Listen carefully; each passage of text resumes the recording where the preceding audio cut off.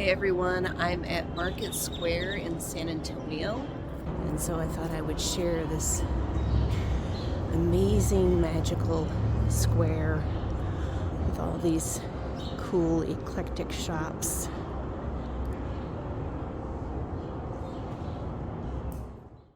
We are continuing our series of wanting more in 2024.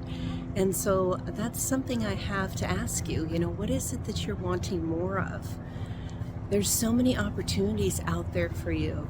And that's why I created this series and invited these amazing guests, such as Michelle Sigman, who's going to share with you about her power statements. Yeah, to bring more power and intention into not only 2024, but your whole entire life.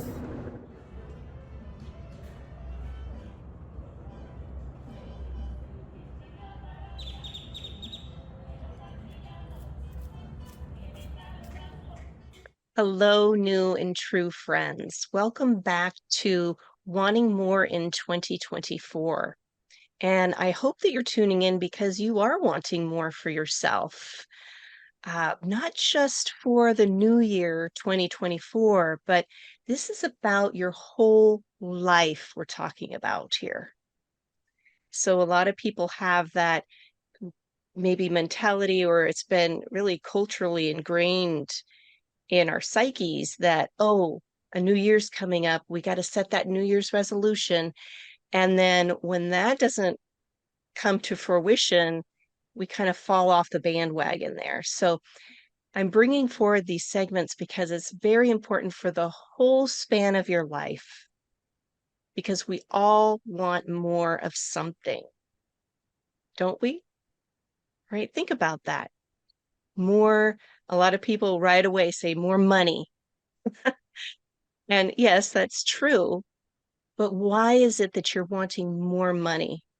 Is it so that way you can feel more freedom, more relaxation, right? Calm and peace because you don't have the pressures weighing on you?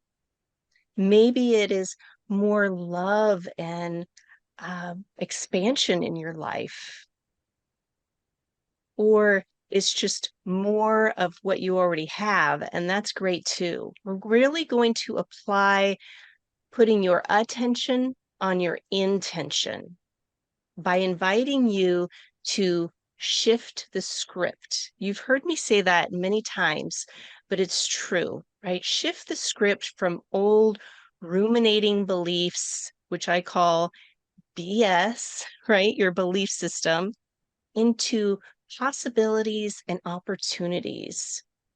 So that's why I'm bringing forward my next guest, Michelle Sigman. And when I sat down with her the first time to chat with her about how we could co-create together, I knew she would be a perfect person for this series because she's a living example of putting your mind over matter by shifting the script. And a little bit about Michelle, she's a principal of a school, and she's also a certified wellness coach and has the expertise in working with both kids and adults.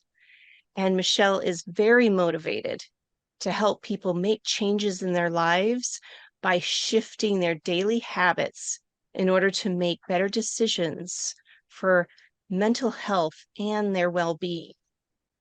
And what is really crazy cool about Michelle is that she's a former barefoot water skier for Canada's national team.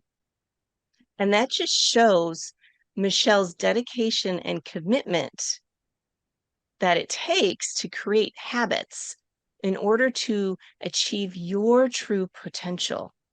And Michelle says, when you are committed to yourself and are fueled by each step you take, you will make change and will be inspired by every new door that opens. Ah, that's great. That's a really good example of working from the inside out. Thank you, Michelle. Thank you for being here on Wanting More in 2024. Thank you so much for having me. Yeah.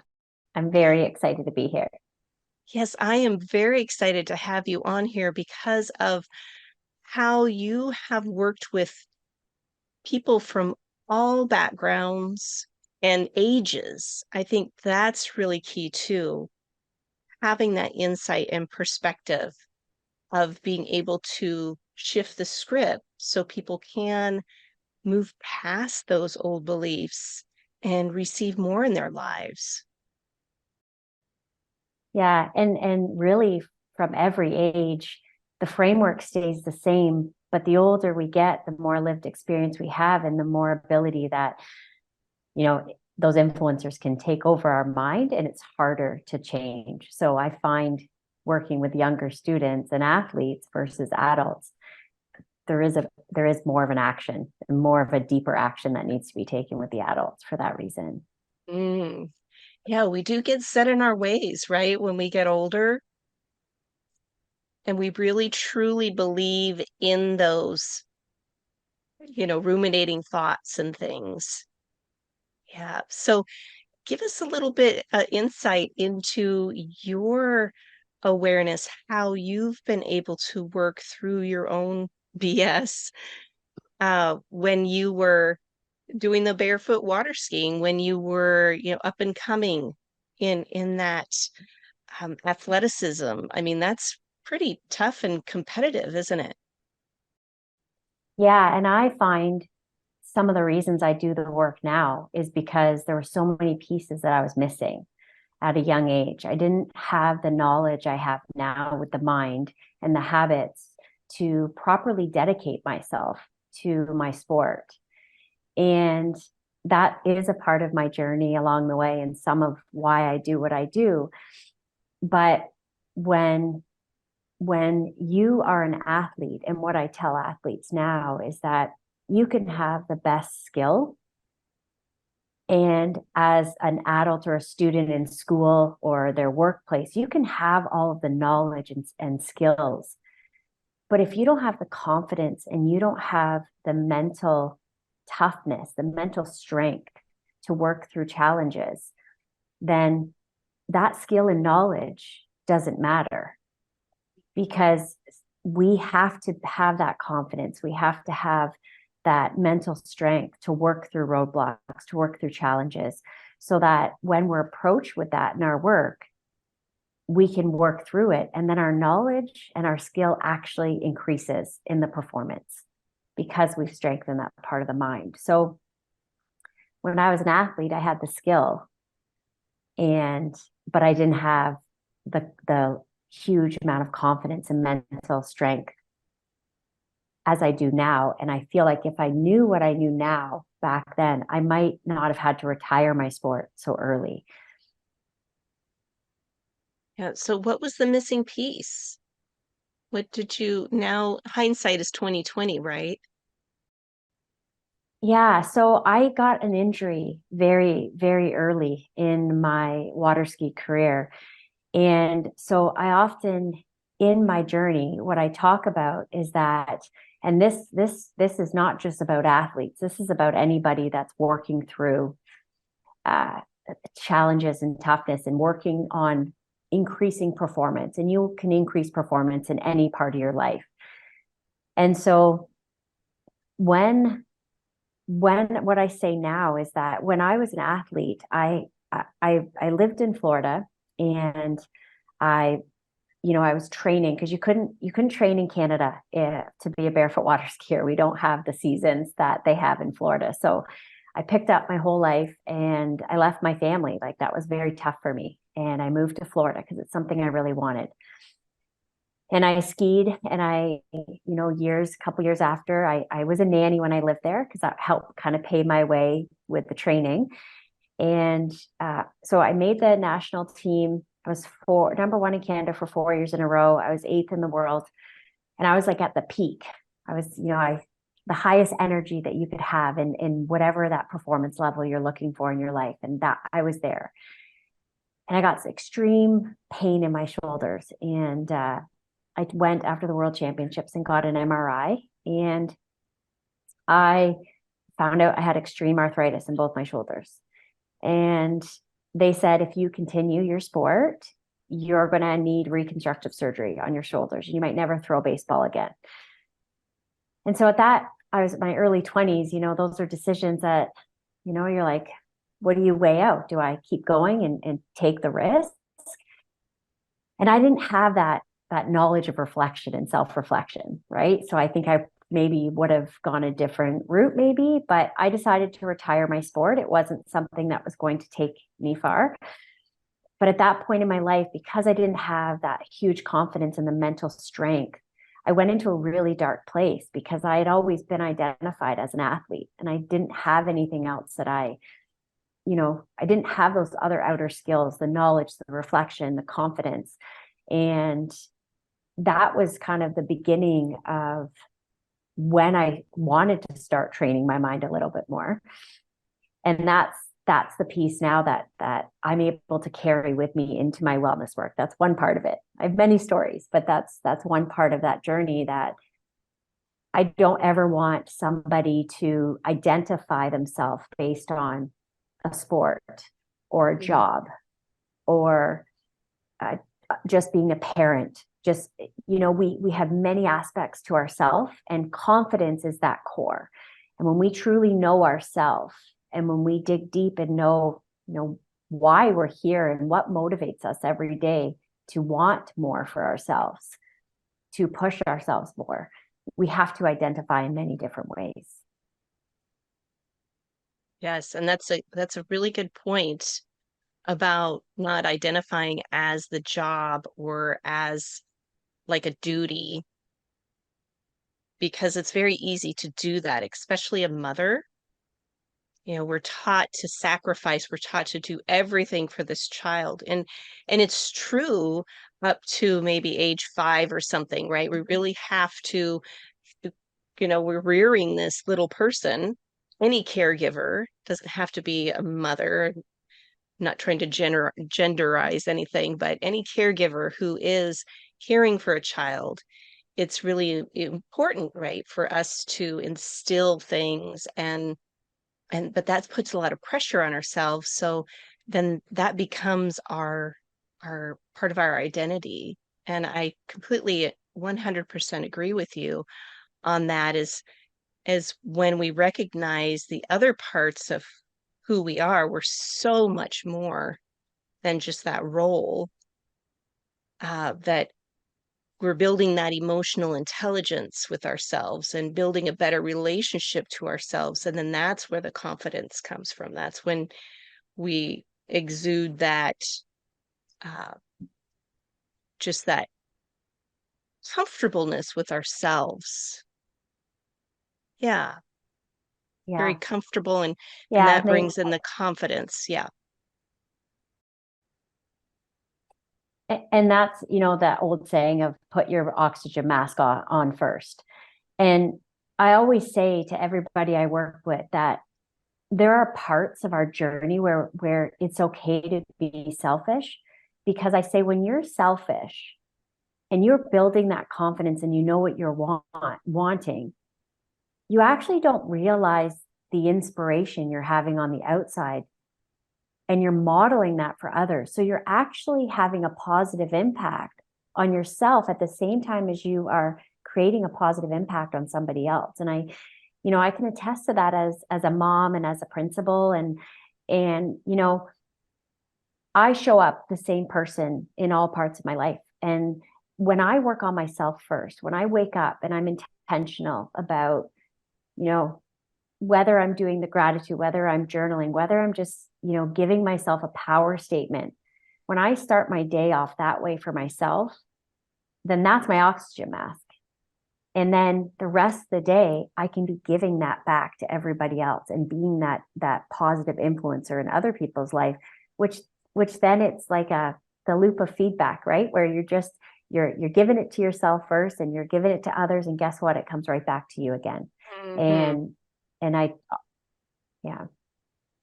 Well, yes, it's beautiful that, like you said, the loop of feedback. I like to say like it's a boomerang, right? Our energy, our thoughts, our behaviors, our intentions, it all comes back to us. So I know people are listening and they're thinking, that's a wonderful thing, but I have all these things that I want, but there's just always something that gets in the way. Always something that gets in the way of me achieving this, or I can't do that right now. For example, people rearing children, that type of thing. So what suggestions or what guidance do you have for those who are wanting more, but feel that they're being held back or that there's something in the way? That's a great question. And I want to tell a story first. I want to quickly just tell a story about why I do the work I do right now, and kind of a big part of why I started being a wellness coach. And I think this is going to maybe help people maybe relate in some point, and then I can kind of, then, scale it back a little bit for them in those steps. But about 7 years ago, I became a vice principal. I was in my second year of being a vice principal. I was always, since I became a teacher, and I'm grateful for it, but I was always tapped for leadership. I always was pushed to do a little bit more and a little bit more. And I kept doing it, right? That was before I had kids. I'm like, yep, I'm going to go here. I'm going to go here. I'm going to do this leadership opportunity. And I was very grateful for the people. I had a great support system that believed in me, and that helped build that confidence to me wanting more. But in my second year of being a vice principal, my kids were babies, and I was at a new school. The school was very busy, and I was at the busiest I've ever been in my home life with two little babies, and then in my career. And I often think back going, what was I thinking? But I wanted all of that. I was motivated to do both, to be this great mom and at the same time to be this great vice principal. And I was motivated in those two pieces. But then I was with a principal at that time who really, I'm just gonna be flat out, was not nice to me. Was not nice. And my confidence got pulled down. My feelings about myself got pulled down. The busyness at work and the busyness with my kids at home, it was crumbling. I was crumbling. And I felt like I couldn't do anything right. And I believed that. I truly believed that I just couldn't do anything right. And I didn't give up, but it was like, it was just this constant negativity from the moment I woke up to the moment I got home. And it was spiraling so bad that, it was affecting home, it was affecting work. And I wasn't self-reflective. And I didn't recognize, I was totally internalizing it as this is my fault. I did this to myself. I'm a new vice principal, a new mom. And then one morning I remember I woke up and I'm like, enough. Like I am not who I'm supposed to be right now. I'm not me. And it was almost like a sense of, okay, you got this. And I just started small. I started really small. It was, I got back into my regular workout routine, and exercise for me has always been something that helps build my confidence, but also release my mind and bring me back into control. What I didn't realize was that as I started getting in this negative space, that I actually started seeing negativity everywhere. And I almost created this influence of negativity around me. So I would be looking for, negativity in the things I would read, in social media, the people I surrounded myself. It was like listening to this negativity. And it was almost like the influencers around me, I was letting them control that further negativity. And so I took those small steps, and I said, enough. I need to take control. This is my life. I've got two young, beautiful babies at home, a wonderful husband. I love the work I do as a vice principal. Like, I love working with kids and families. So I took my control back. But some of the things that I had to do, which is hopefully going to help others right now, is that when you learn to take control back, you need to identify the influencers in your life. because when when your mind is like the most powerful thing in this world. Your mind controls everything. Your mind will bring you success, your mind will bring you failure. But it is incredibly hard to retrain, incredibly hard.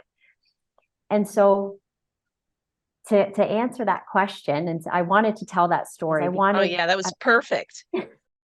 A huge part of who I am is I'm authentic. The work I do is truly I this is what I've lived. I've been able to see my own work have success in my own life. I've seen it have success in my kids' life and in the other people that I've worked with.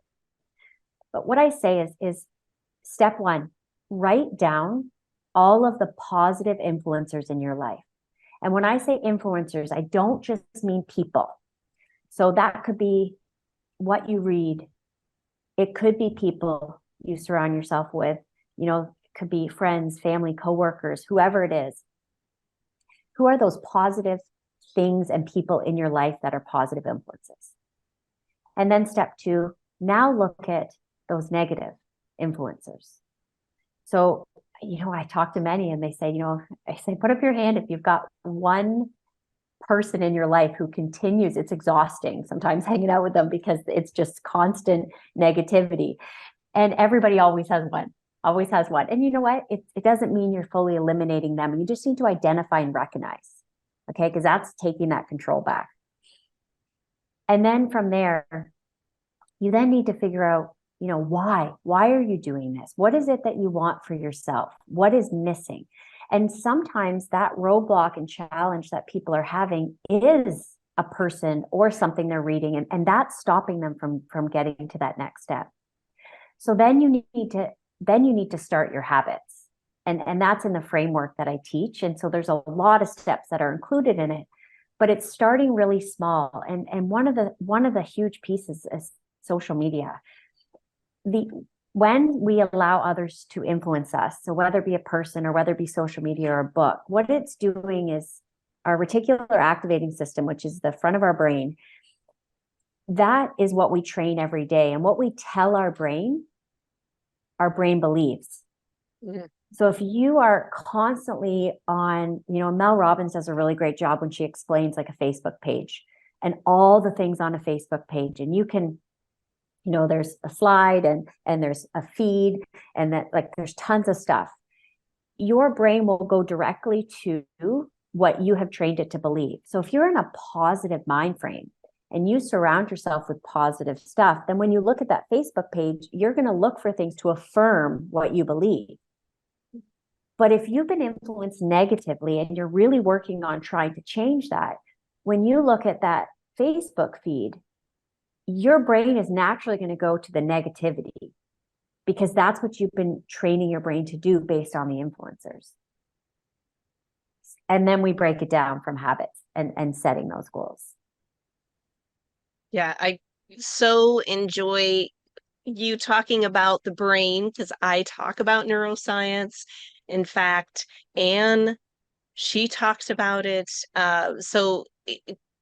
And the challenge, I believe, and please add to this, right? This is what we do here, co-creating, is that we can't see ourselves and we cannot see our brains. And so we really, and the brain doesn't have any sensations. So it's not like, oh, I hurt my leg today and I got to take care of it and I got to ice it or, whatever that is, I got to rest it. When there is those neural pathways that are negatively biased, right? So you're talking about, and it's that default. It'll keep going back there and it truly believes that's reality. Then that's the challenge. Although neuroplasticity is our friend. So the old saying, you can't teach a dog, get old dog new tricks is a farce. That's a lie. And I know from experience because my grandfather, until he was 96, he was teaching himself new things all the time. He was my inspiration. And I also have a grandmother who is 101 who is still cognitively aware, mobile, all the things, right? She just has short-term memory Okay. loss, but she does exercises, she reads, she really focuses on what she is, ingesting in all areas, right, of her life. And so I know this for a fact, and I know it for a fact for myself too, of the work that I've done. So it's going to default. And then that's when that Yeah. emotional intelligence comes in. And it's like, okay, I'm going to give myself a break. I'm unlearning and learning at the same time. Feels kind of wonky, like you're pulling clothes out of a closet. You're like, okay, I'm going to get all this stuff out. And you're pulling all the clothes out. And you're like, wow, that's a mess. Where am I going to start? Right. So then just Absolutely. focusing on, just as you said so perfectly, Michelle, start small, weed out little things, just little things. So that way you can see a little bit more Yeah. clearly of what it is that you're wanting. Yeah. And that that's the difficult piece. And I work with a lot of people that say, I know what I want, I just don't know how to get there. And Yes. the answer is start small. Because when we talk about the new year in 2024, and we always go into a new year, I mean, I don't anymore. My New Year's resolutions are every single day of my life.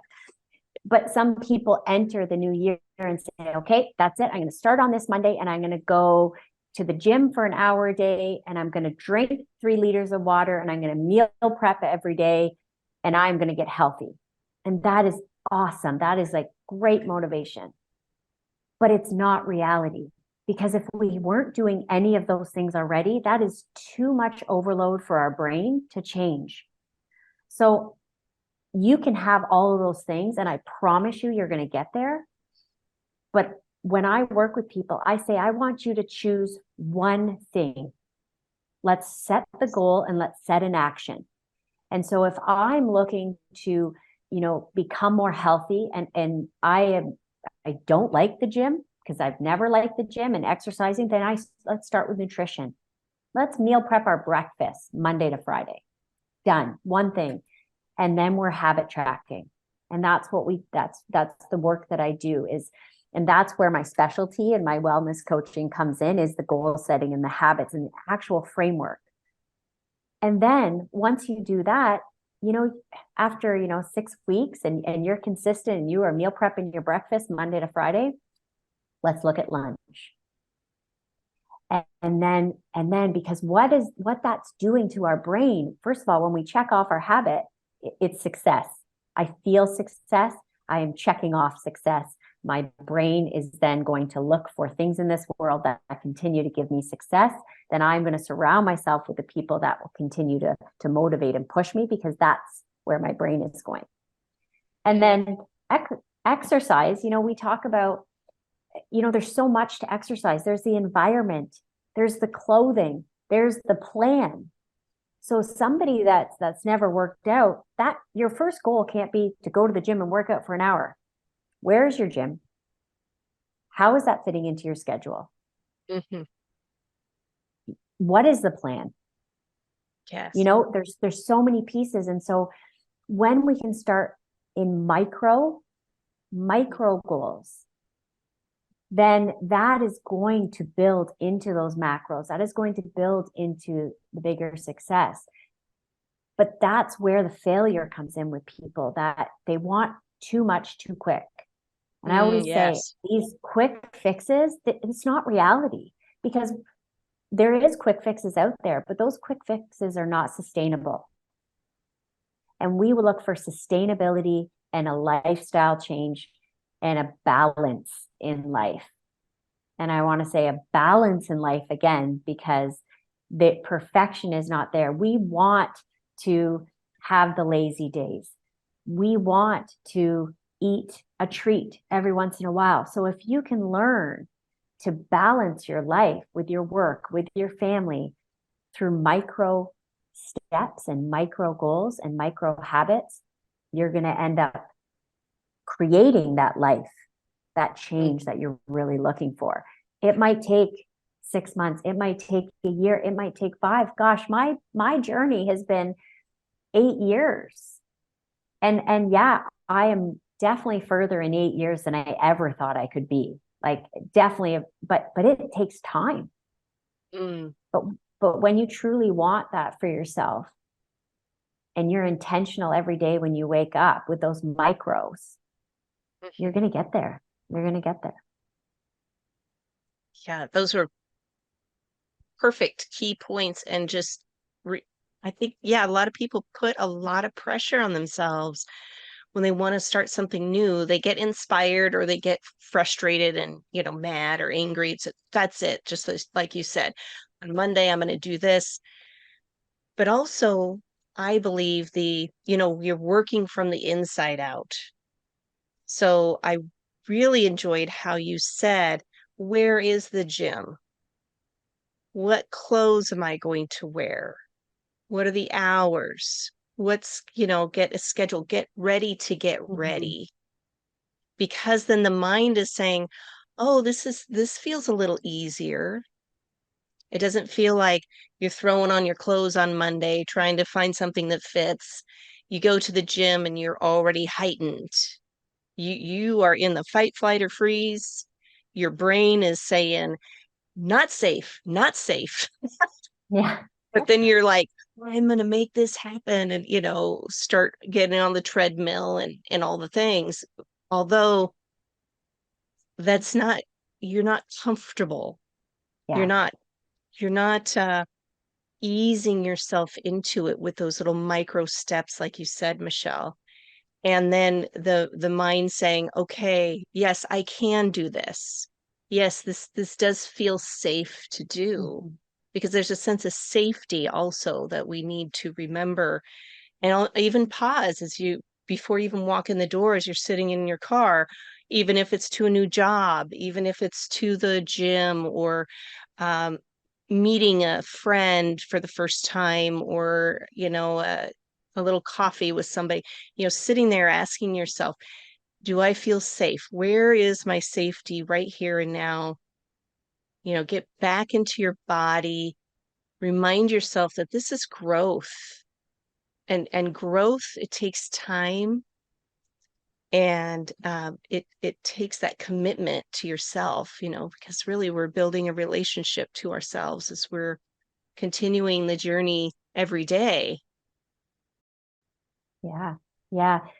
I'll give a quick example. A lot of people, morning routine is very important. I talked about that. And so some people just say, I just want to be able to get up early because I want to do X, Y, and Z. So I said, your step one is learning not to hit the snooze and learning to just wake up early, right? That's step one. So I always say, if you're looking to, have an exercise routine or do something else in the morning, I say step one is set your alarm clock 10 minutes earlier and get up and just make yourself a cup of coffee. Because that's your step one, is getting up earlier. And then after a week or two, set it 15 minutes and maybe have a cup of coffee and put on your workout clothes. Because what you're doing is you're, again, the whole time is you're training your brain that this is motivating, that this is what you want for yourself. But the brain can't be on overload when you first start, because it's just going to shut down. It's not what we're used to doing. We have to take those small steps for our brain to say, okay, this feels good. Feels good waking up 10 minutes early. Wow, I have a quiet house with a cup of coffee. I want more time. Then you add that more time, and then you're able to create that morning routine, whatever that morning routine looks like for yourself. I'm using exercise because that's, when I work with people, that's typically what they want to do. And it is very healthy to move your body at least 15 minutes a day. So because there's all the research on the mind and the focus and the energy and the endorphins that come from exercise and moving your body in different forms. So that gets you set. And then there's a form of that creativity in the morning too. If you're an entrepreneur, or you're somebody that's looking to go further in their business, well, morning routine is a perfect place to start for you, because you're most creative in the morning. And so if I give any advice for anyone looking for a morning routine, your morning routine in the first at least 15, 20 minutes does not include your cell phone. Because again, those influencers. And that is very hard. That is very hard, but you have to plan it because you want to be the first person that you talk to in the morning. You want to be the first person Mm, that you tell yourself that power statement. You have to be that first person. yes. And I was just going to ask about with the shifting the script of applying those, small habits. And you talked about, power statements. So what does that look like when people are finding themselves having that negative talk? This is never going to happen for me. Why do I even try? This is just too hard. Whatever those scripts are that they're saying to themselves. What is that power statement that you have, or how do you guide people to find their own power statement? Yeah, so I always say a power statement, and I like using power statement because I do work with all different types. So the affirmation, sometimes people are like, "Oh, I don't want to call it that." So we say power statement because a power statement is giving you back power, giving you back control. And so when you write a power statement, your power statement needs to be in the future, but it's in the present, if that makes sense. So it's not happening yet, but you're writing as though if it is. So if I'm working on confidence, if confidence is something like I'm lacking, then my power statement might be say something like this. I am a confident woman who has 100% control of her day, and I am going to rock my day. Like something as simple as that. And you can go deeper. I mean, I've had power statements that are a paragraph. I've had power statements that are one sentence. You got this. You're beautiful. You're strong. You own your day. Mm. And you would say I, because you're talking to yourself. I'm giving them out to you. But a power statement is training your brain to believe what you want it to believe. But it's not I want this or I am able to. It's I am doing it right now. I Mhm. am strong. I am confident. I am in control. So, because remember when I said your brain only knows what you tell it, so it doesn't know what's fake or reality. It just believes what you are telling it to believe. So, I always say a power statement right off the bat in the morning when you wake up. Some people do it looking at themselves in the mirror, some people do it on paper. Some people have a sticky note in their car driving to work. If they're dealing with a difficult situation, and then use those power statements throughout your day. There's some days, gosh, in my job, I mean, it's super busy and there's times when it's stressful but they say, stress can be healthy, but it's the way you allow your body to respond to stress. And so So we true. want stress, yeah, we want stress as those endorphins because it's motivating. But stress can spiral us based on what we're telling our brain. So those power statements are that strong part of taking back control. And Mm. so close that door in the office and give yourself a power statement and walk back out with more intention. Give those statements in the morning that help you start your day where you feel in control before you pick up that phone. Have those power statements before you go to bed so that you are, going to sleep with the motivation for the next day. So power statements, they're powerful. They Yes, are. they are. Yes. And I I found, and I'm curious about what your thoughts are about this, is when you use a power statement or an affirmation or whatever you call that for yourself, um, having the feeling too of that, what would that, how would I feel like visualizing myself as this clear, confident person, woman, and just what would that look like? What would that feel like? Although I'm curious, this is my question for you. The mind's going to say, well, wait a minute, you're not that. It tries to flip it on you. And it's that protective, you're not there yet. You haven't earned that. How can you say that if it's not true? So what do you say Yeah. to people when they're in the midst of that? So consistency. And I know this from personal experience. The first time I wrote my power statement, I was kidding myself. I was kidding myself. That's where I was in my head. I'm like, this is not me. This is not how I'm feeling. But the more you write it, again, it goes back to those habits. In order to change something that we believe, we have to do something consistently to change that belief system. And it goes back to that subconscious. So we have that in our subconscious is our lived experience, is our reaction to things. So in order to change that, we have to interrupt those thoughts. And when we can start being more self-reflective and we can do the work in that calm space, morning routine or nighttime routine, and we write those power statements consistently, that's interrupting. So there, it eventually your mind will do that in a reactive situation. When you have a negative influencer in your life and they're trying to pull you in that direction, it will automatically interrupt. And this has happened to me just 2 days ago. Somebody that tried to pull me down. And my mind naturally now goes to no, you're not taking control. But it's taken a long time. And that's where that success, the people that are the most successful in their lives and the most sure of who they are the ones willing to put in the work every single day. And it's not a full-time job. It's not. It's small things every day that lead into something bigger. This is, I'm talking 5 to 10 minutes a day to start. We all have that time. Mm-hmm.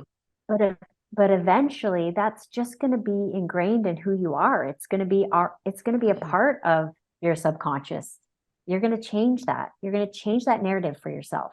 Whatever it is that you're trying to change, you're going to change it if you dedicate that small time. But you will be battling. You will be battling. It will happen. That's why I brought it up. And I so love that because then you can witness like the duality that's within you. And it's like, well, who's in charge here? Right? Who is saying this BS belief system? Where's this BS coming from?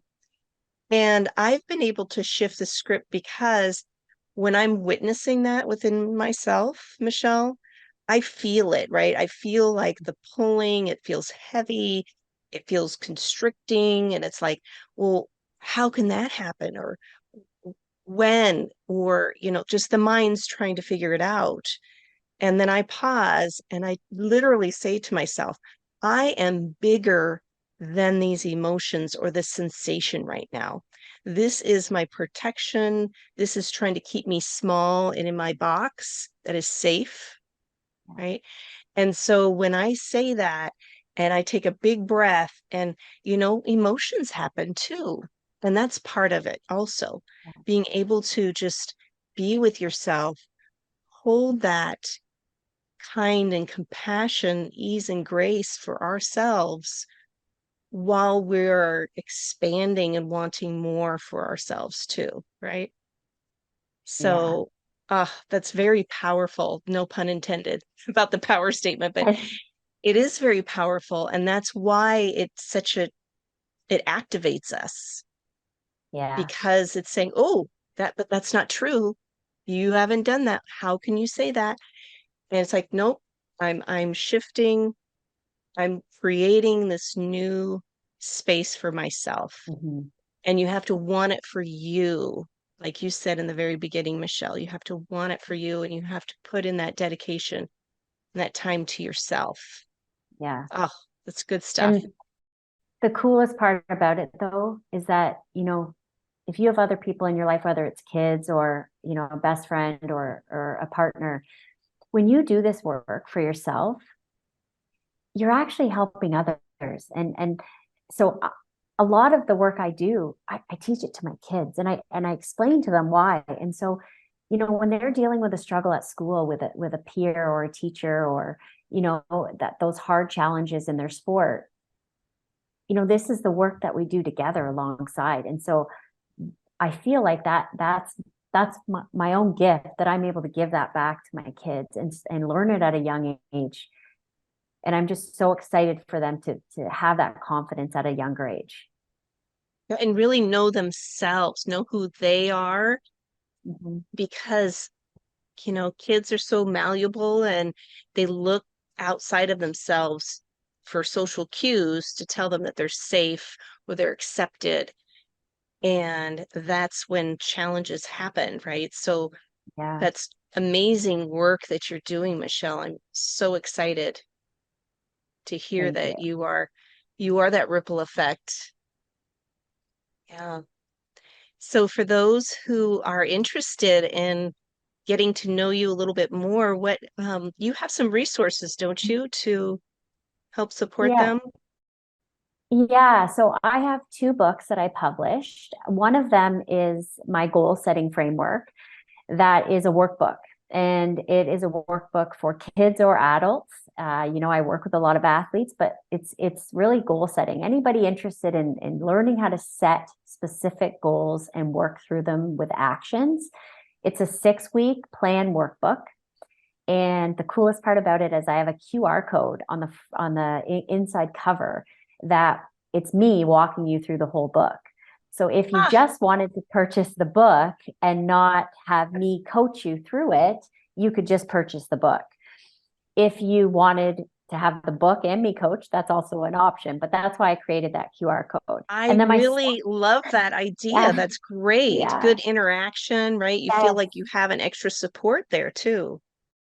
yeah, because just like me again, if you get to know me a little bit more, I that's the control I wanted because this framework I'm so passionate about, and it's the framework I've used, and I just didn't want to put a workbook out there where somebody might not understand how it's used because then it's not going to give them what they need and want. So I wanted that QR code so that I could really give them that voice and understand the intention behind the framework and the Mm. purpose and how to use it. And then my second book is my personalized day book for success. And that's a time management book. And it's got areas for your power statement. Um, it's we used a mission statement in there, but it's power statement. And then I also love the park. So I talk about what it means to park items. And this is a huge, great time management skill, but we could do a whole other segment on time management. But that book is for that. And that is for, anyone in their, you know, even grade 7 and 8 all the way up to adults. A lot of the adults like to use that book because it's a day book that kind of keeps them in control of the things they want to get done in that day. So the way you can get access to those is you can go on my website. It's www.wellnessmichelle.com. And on my website, you'll see where you can purchase those books or even just learn about them, but you'll also get to know me a little bit more and the work I do. So that's a great point. And that website is a brand new one that I just launched over the last year. So you'll see that website continue to grow because that's my older website is done. So this is more of a brand new one. So you're going to see it evolve as well. Oh, that's great. Yes. And then isn't that what we're doing throughout our whole lives, right? We're meant to evolve, we're meant to grow. And by everybody wanting more for themselves, it's just the next step, right? We're getting ready to get ready to get ready Yeah. for all the things. Um, yeah, to receive more, right, in our Yeah. lives. Yeah. Yeah. Yeah. So And then any, my go Instagram ahead. handle is where I do a lot of my work too. So that's at Michelle Fitness Mama. I do my most work on Instagram and my website. So those would be the two great spots. I am on LinkedIn, but that's new to me. So I'm still evolving on that. And you can just look up Michelle Sigman. So those are some other avenues to find me. Perfect. Wonderful. Well, thank you for being here with us, Michelle. I so appreciate all the great tips and everybody here, wanting more for yourself and just being able to, again, invite that pause, reflect, and as Michelle said, find the inspirations in your life. Make those boundaries, healthy boundaries, and then ask yourself, what is it that I'm wanting? And then start small, that micro micro, like learning the small little habits. Yeah. It's just one day at a time, one step at a time. Totally. And if I can end just with one thing, if you want to, if Please. this could be someone's affirmation, is that I am the way I am today because I have turned the way I take challenges. I take challenges as growth. I take failure as an opportunity to grow. And I take doors that close on me the opportunity to open another one. And I love using the analogy of taking a road trip, that your life is a road trip and you're going to come to roadblocks. And if we decide at those roadblocks to turn around and go home, we're not allowing ourselves to grow. But if we take those roadblocks and we take the map out and we look for a detour, we're going to watch more and more doors open for us. So the next time you hit a failure or a challenge, I challenge you to take that detour and take it as an opportunity to grow and change instead of an opportunity to close the door. Oh, wow, that was powerful. Very powerful. Oh, Michelle, thank you. Thank you for that. I am so glad that you shared that with us. Thank Mm-hmm. you. Thank you for having me. I've really enjoyed our conversation and getting to know you as well. Yes, it was a blessing, definitely.